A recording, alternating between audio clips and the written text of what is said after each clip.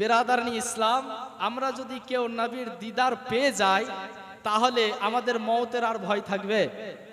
থাকবে না। বেরাদারনি ইসলাম, আমরা আলা হযরতকে মান্যকারী ব্যক্তি।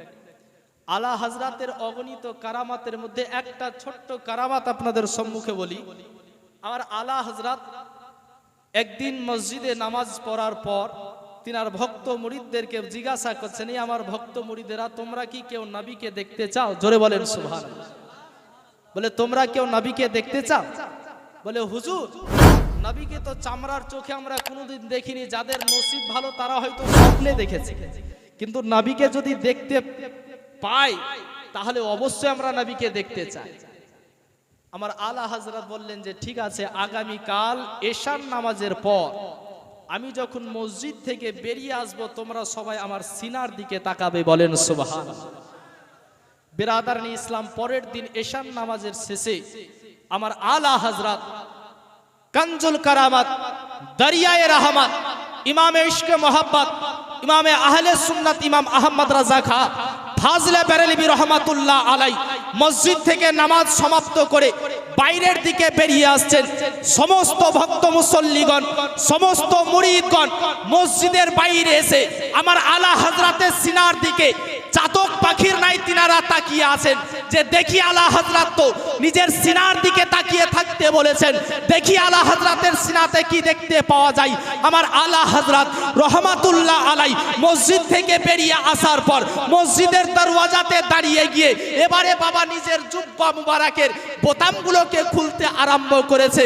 আমার মতো মৌলবি যদি এখন জুব্বার বোতামগুলো খুলি হয়তো সিনার লুমগুলো দেখতে পাওয়া যাবে, জুব্বার তলে যে গাঞ্জি আছে সেটা হয়তো দেখতে পাওয়া যাবে, কিন্তু আমার আলা হযরতের সিনার দিকে শত শত মানুষ চাতক পাখির নাই তারা তাকিয়ে আছে, দেখতে আছে।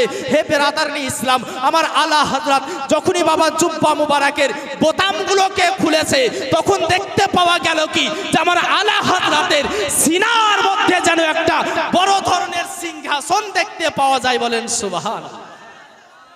একটু মহব্বতে হবে না?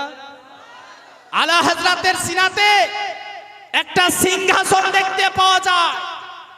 বেরাদারনি ইসলাম, যেই সিংহাসনের মধ্যে তিনটি চেয়ার রাখা আছে, জোরে বলে তিনখানা চেয়ার দেখতে পাওয়া যায়।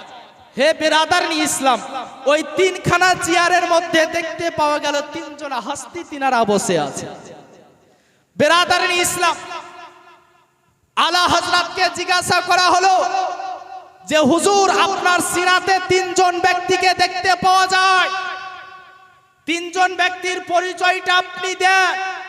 তিনজনের মধ্যে একজনকে আমরা চিনতে পারছি, কিন্তু বাকি দুইজনকে চিনতে আমাদের একটুকু অসুবিধা হচ্ছে, আপনি একটুকু পরিচয়টা করিয়ে দেন।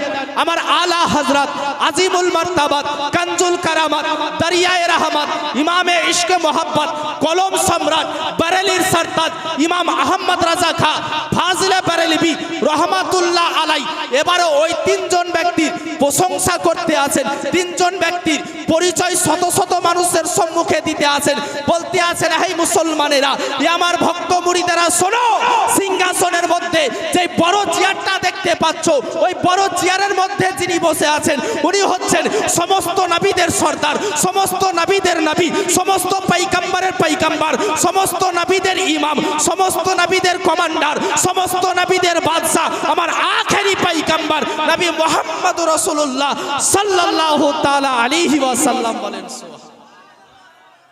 বলে বড় চেয়ারের মধ্যে পয়গম্বরে আযম, সমস্ত নবীদের ইমাম, তিনি বসে আছেন।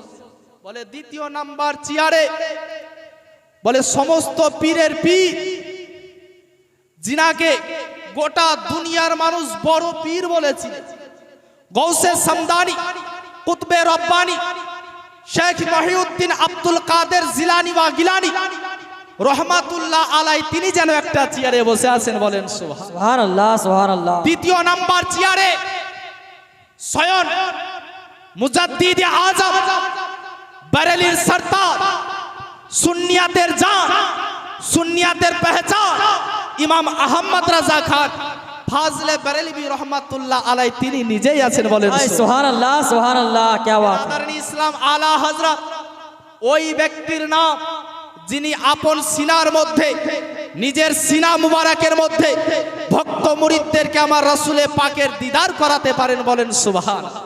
সুবহানাল্লাহ, সুবহানাল্লাহ। আলা হযরত বিরাদারানি ইসলাম, তো আমরা যদি ওই নবী মুস্তাফার দিদার একবার পেয়ে যাই, তাহলে আমাদের আর কারো মওতের ভয় থাকবে না। এটা আমাদের ঈমান, আমাদের বিশ্বাস। তাই শায়র কি বল